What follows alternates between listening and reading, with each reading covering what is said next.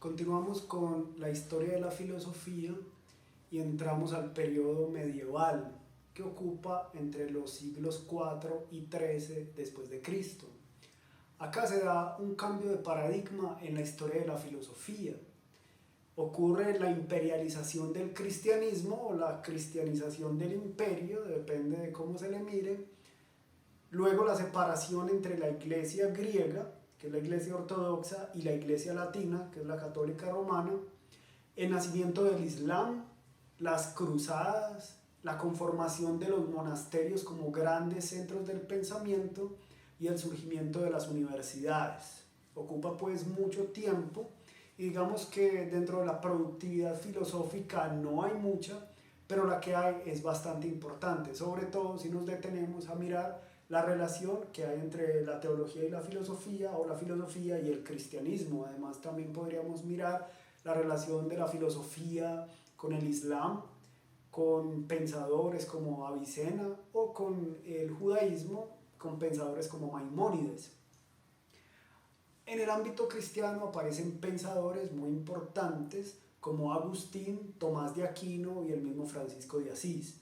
También mujeres como Hildegard von Bingen, que proponen reformas y transformaciones bastante importantes, aunque no siempre tan reconocidas por la historia.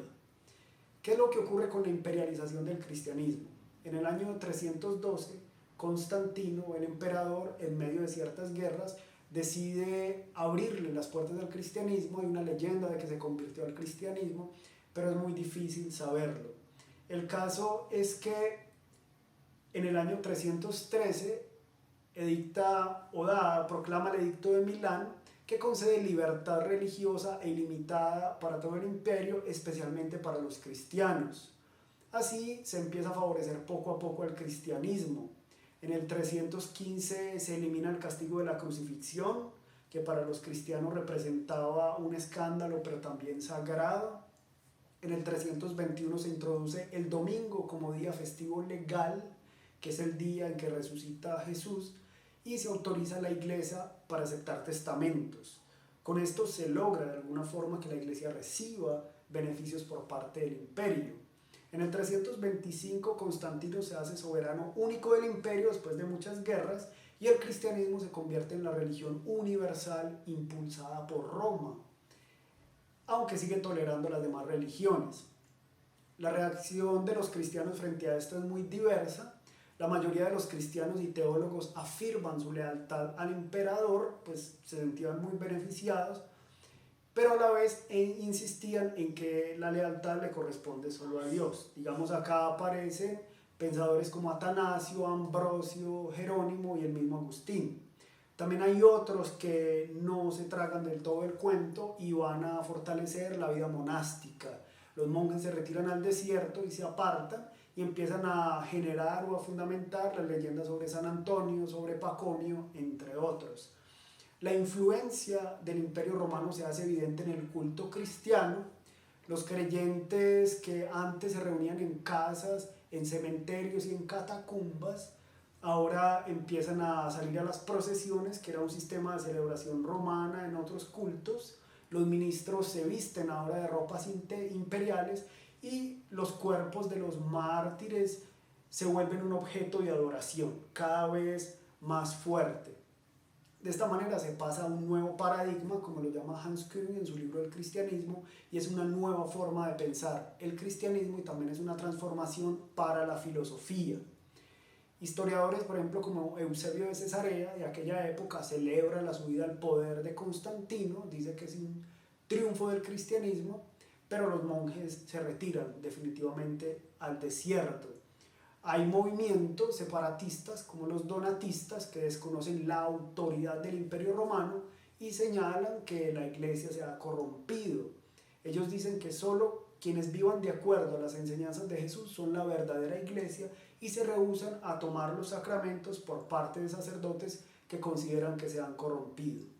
Aparece una fuerte lucha entre ortodoxos y herejes, sobre todo por orden del imperio, también tenía intenciones políticas, y esto tiene funestas consecuencias, otorgándole el poder de lo correcto y lo incorrecto al poder político y a lo institucional. ¿cierto? Entonces el cristianismo se vuelve cada vez más institucional.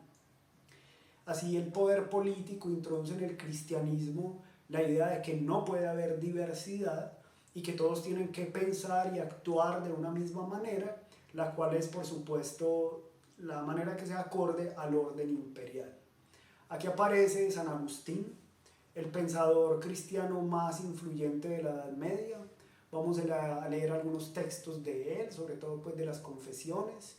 Hay que decir que Agustín pasó por muchas escuelas filosóficas, era maestro de retórica, un gran escritor, tiene una gran pluma, tuvo una vida, vivió todo lo que quiso y como lo quiso, y ya cuando vivió lo suficiente se convirtió al cristianismo alrededor de los 30 años, y ahí se consagra una vida monástica, pero lo empiezan a requerir para que se ordene sacerdote y finalmente es convertido en obispo.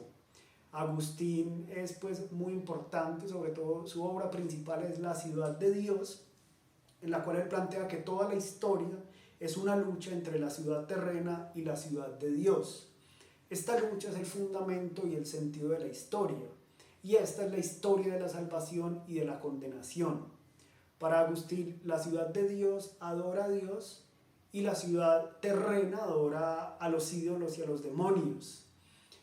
Agustín piensa que los ciudadanos de Dios viven en el amor, la humildad y el desprecio del yo, mientras que los ciudadanos terrenos viven en el amor a sí mismos, el amor sui, los otros viven en el amor dei, estos viven en el amor a sí mismos, que está basado en el orgullo y que desprecian a Dios.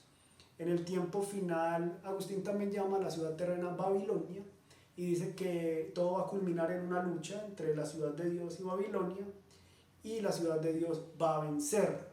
Por esto, para Agustín no es suficiente hacer parte de un imperio cristiano, sino también, ante todo, convertirse y entregarse.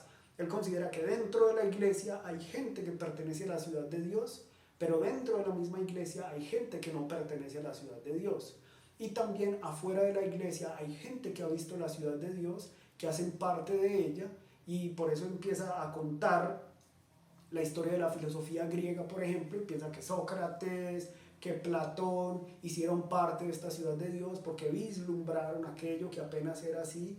Y para Agustín casi que los griegos, los filósofos griegos van a ser una especie de Antiguo Testamento no judío frente a Cristo. Él los valora, los rescata y va muy al rescate de la filosofía de Platón.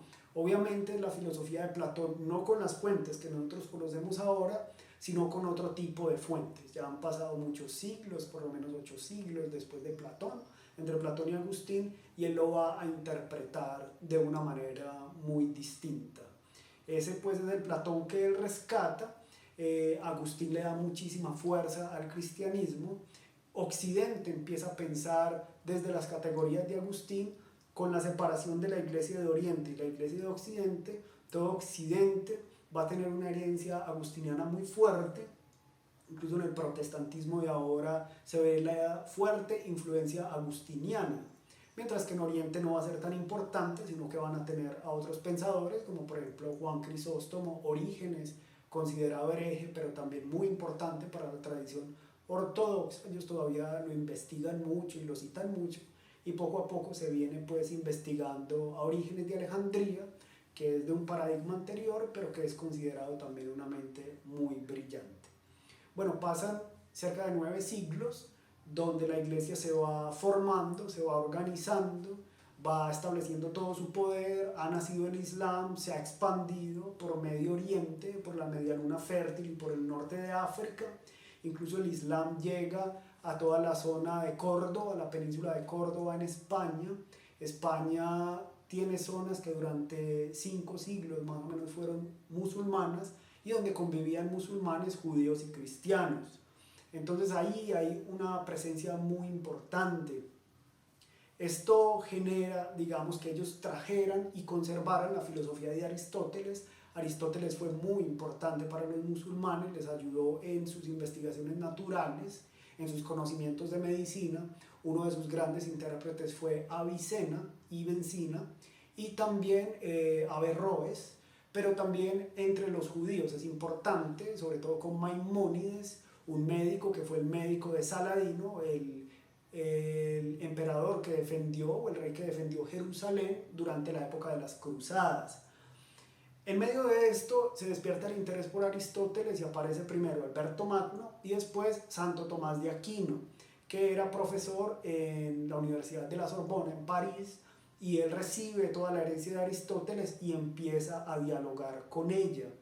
La importancia acá, y estamos ya hablando de un mundo de universidades, donde las universidades son muy importantes, y este hombre, Tomás de Aquino, que sabe que el mundo no estaba tan familiarizado con la filosofía de Aristóteles, sino con la de Platón, recoge sus ideas y empieza a dialogar con él, sobre todo desde la pregunta: ¿cómo pueden dialogar la fe y la razón? Así Aristóteles, vuelto de nuevo a Europa, desafía todo lo que ya se tenía por un edificio construido en la teología y la filosofía cristiana, y empieza a ser muy importante. En cuanto a esta relación entre fe y razón, Tomás de Aquino dice que hay verdades que están al alcance de la razón, de las cuales se ocupa la filosofía. Ahí le da un espacio a la filosofía. Y dice que hay otras verdades que están más allá de la razón, y de ellas se ocupa la teología. Es decir, hay verdades que son reveladas, pero que la razón también puede ayudar a demostrarlas.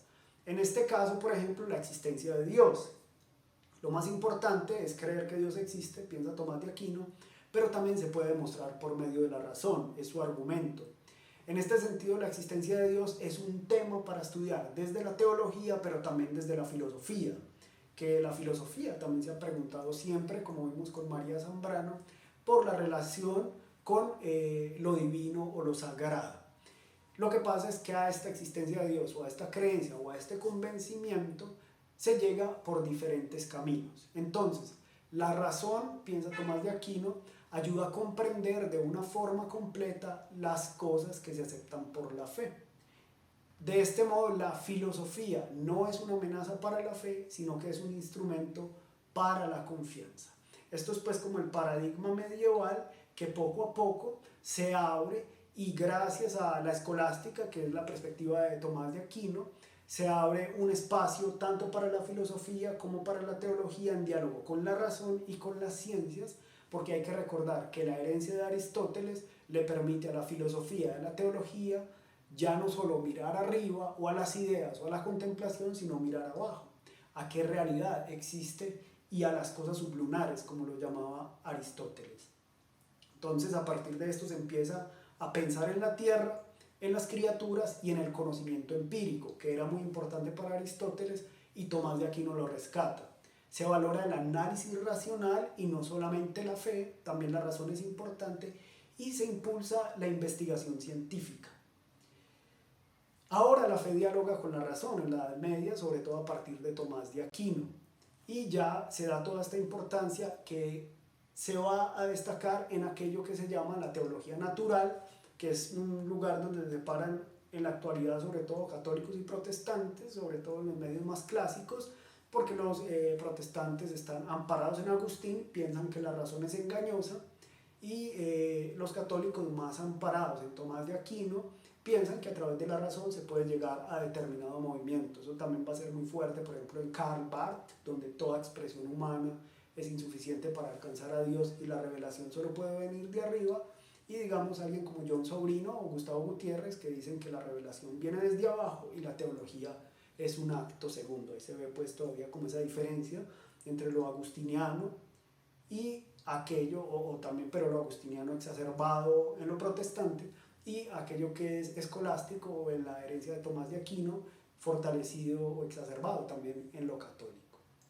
La Edad Media tiene unas otredades impresionantes que desconocemos, las mujeres, por ejemplo, la realidad de los carnavales, de la fiesta, de la carne, del cuerpo, de la risa.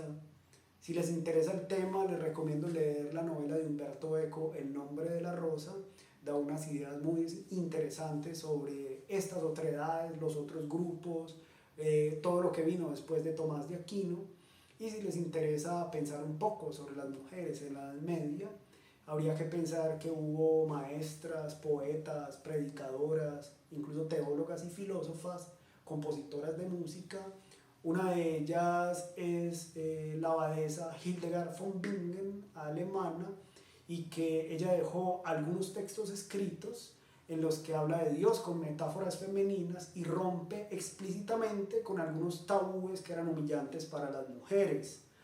En relación, por ejemplo, con la menstruación, Hildegard von Bingen declara que la sangre menstrual no convierte en impuras a las mujeres, como se venía pensando desde una herencia judía, sino que todavía es realmente impura la sangre que se virtió en la guerra. Y esas son las que derraman hombres, pero la que viene de las mujeres es parte de su ciclo natural.